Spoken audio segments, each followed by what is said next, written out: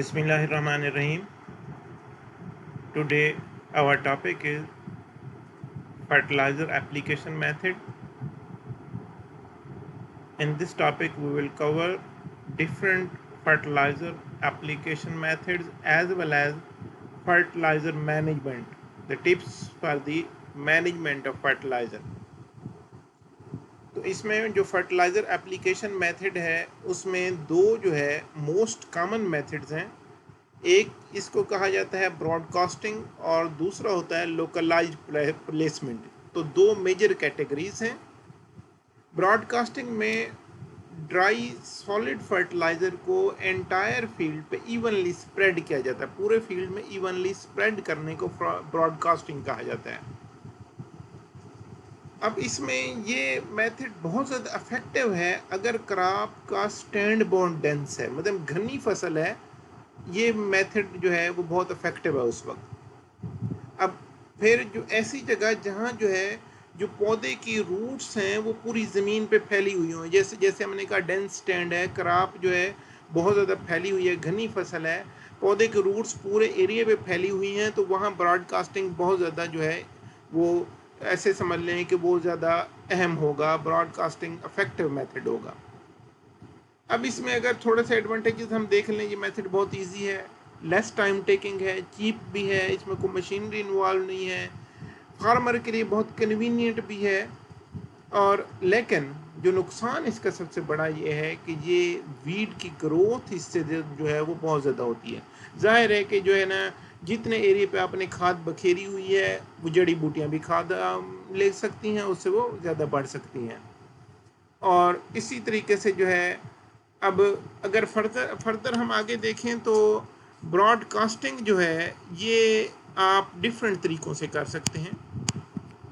एक तो उसमें कहा जाता है कि ये दैट इज़ बेसल एप्लीकेशन और दूसरी होती है टॉप ड्रेसिंग। बेसल एप्लीकेशन क्या होती है कि जो आप सोइंग के वक्त जब आप काश्त कर रहे होते हैं, सोइंग और प्लांटिंग के वक्त आप ज़मीन में जो खाद डाल देते हैं, आखिरी हल चलाने से पहले आप खाद डाल देते हैं, फिर उसके बाद आप जो है उसमें सुहागा चला देते हैं ताकि जो खाद है वो ज़मीन के अंदर मिक्स हो जाए।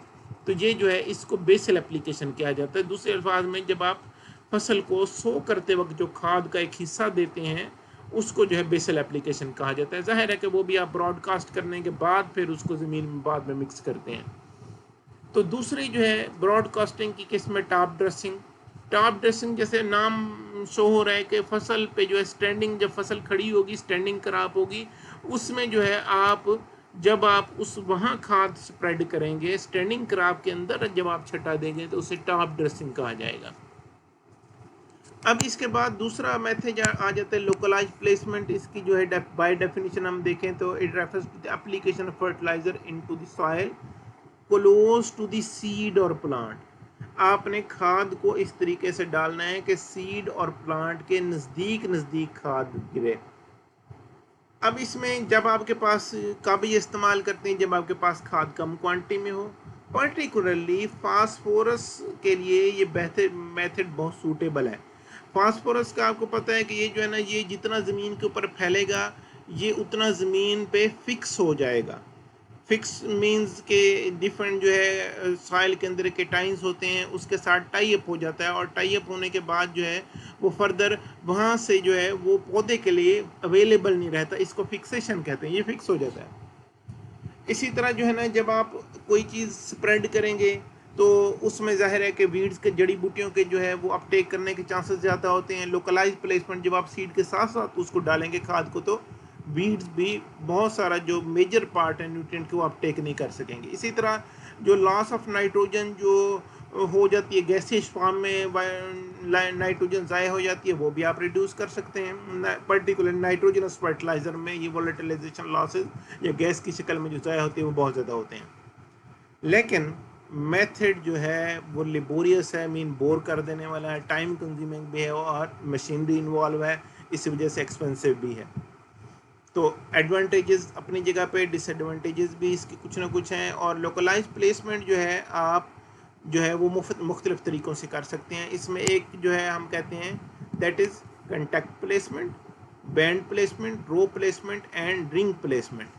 कंटैक्ट प्लेसमेंट, जैसे आप सीड कम फर्टिलाइजर ड्रिल इस्तेमाल करते हैं कि जब जो है when the fertilizer is placed along with the seed, जब आप खाद जो है सीड के साथ साथ डालेंगे, इसे कंटैक्ट प्लेसमेंट कहते हैं। It is done by seed cum fertilizer drill. तो दूसरा होता है बैंड प्लेसमेंट। बैंड प्लेसमेंट जो है ये खाद को in the form of narrow band दी जाती है, मींस 5 से 7 centimetre from the side of the planting area, जहां आपने फसल लगाई हुई है उससे 5 से 7 सेंटीमीटर एक साइड पे, जहां सीड लगाया हो उससे 5 से 7 सेंटीमीटर एक साइड पे, और 3 से 5 centimetre deeper than the seed row, जहां सीड लगा हो उससे 3 से 5 सेंटीमीटर नीचे की तरफ ये बैंड प्लेसमेंट की जाती है। अब ये जो है, अगर आपने फर्ज करें बैंड बहुत ज़्यादा क्लोज हो जाए सीड से, वो सीडलिंग को, नए नए पौधे निकलेंगे, उनसे जो रूट्स निकलेंगी, वो रूट को जो है वो सीडलिंग को बर्न कर सकता है।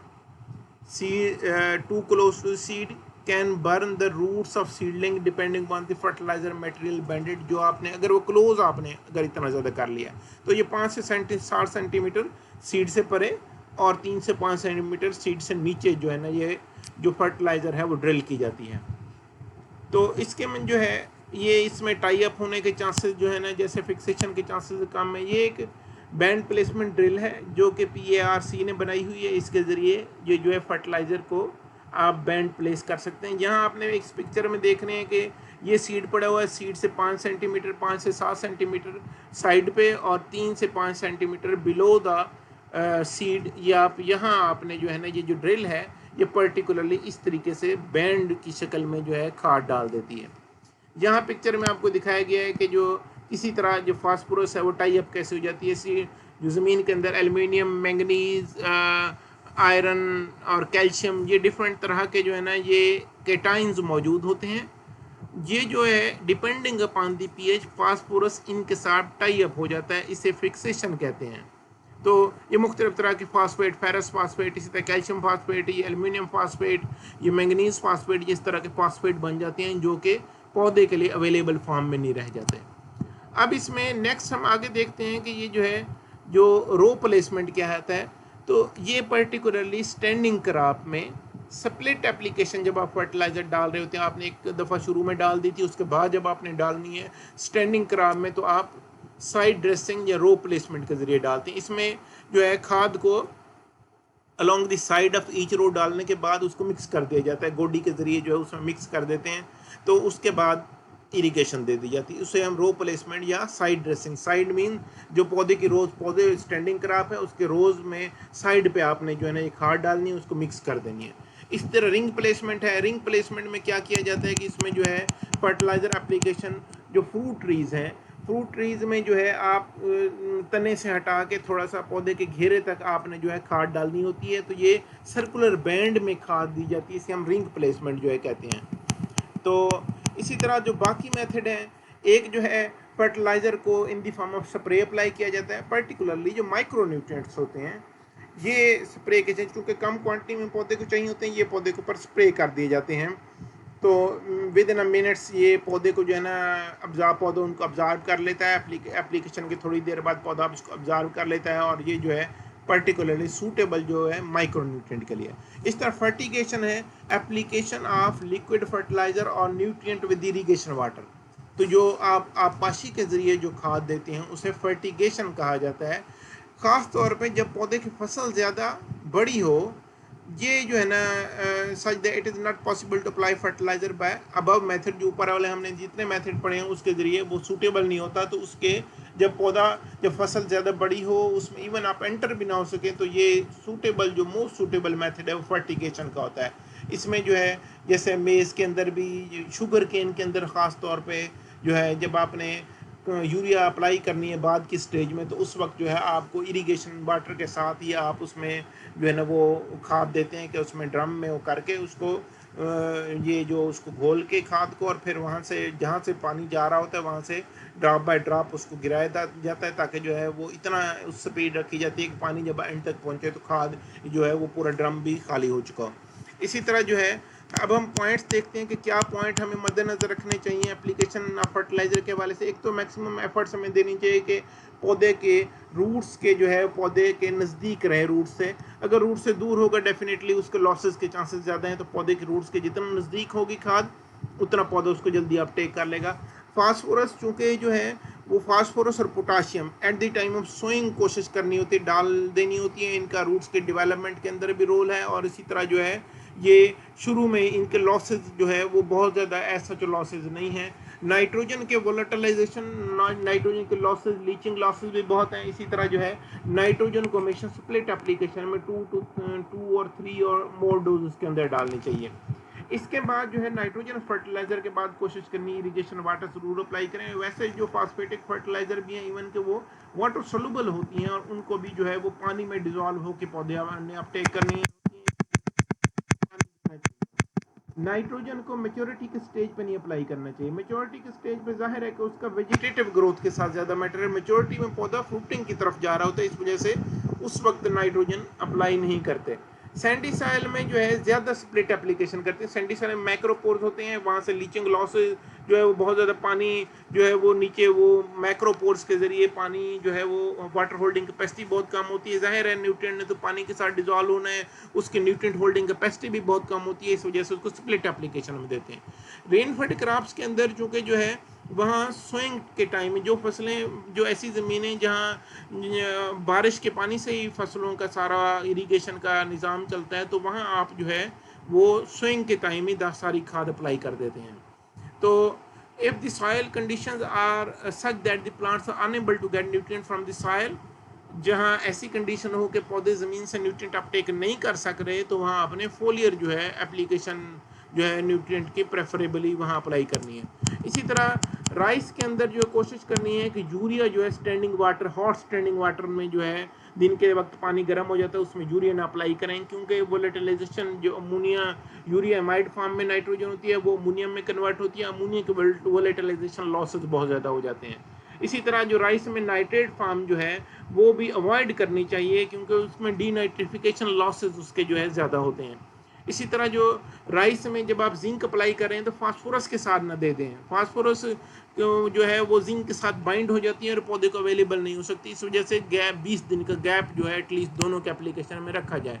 इसके अलावा जो है ये नाइट्रोजन को गंदम के अंदर ड्रिलिंग स्टेज पे जो है मिस ना करें। इसी के अलावा हम आगे अगर देखें तो जो optimum soil moisture regime essential for the efficient use of fertilizer, जाहिर है पौधे जो है पानी में न्यूट्रिएंट डिजॉल्व होंगे फिर आगे पौधा अपटेक करेगा। इसी तरह under drought and excess moisture condition foliar spray recommend किया जाएगा। तो in high rainfall area split application of fertiliser or application of slow release nitrogen fertiliser are recommended. जहाँ जो है वो ज़ाहिर है बारिशें ज़्यादा हो रही हैं, वहाँ से लीचिंग लॉसेज भी ज़्यादा हो सकते हैं, तो वहाँ आपको पर्टिकुलरली नाइट्रोजन के लीचिंग लॉसिंग बढ़ जाते हैं, तो वहाँ जो है वो उसमें स्प्लिट एप्लीकेशन ज़्यादा कर दी जाए। तो इसी तरह जो राइस के अंदर जो है चॉइस ऑफ फर्टिलाइज़र अमोनिकल जो फर्टिलाइज़र हैं वो उसमें कोशिश की जाए वो ज़्यादा अप्लाई करें, क्योंकि नाइट्रेट फर्टिलाइज़र के डीनाइट्रिफिकेशन लॉसेस बहुत ज़्यादा हो जाते हैं। तो ये एक कैटेगरी वाइज लिखा हुआ है कि किस किस तरह कौन कौन सी खादें आप प्रेफरेबली जो है वो दे सकते हैं। ये जो है हमारा आज का टॉपिक था। हम जो है इसमें हमने डिफरेंट फर्टिलाइज़र एप्लीकेशन मेथड पढ़े, और that's all for today. Thank you so much.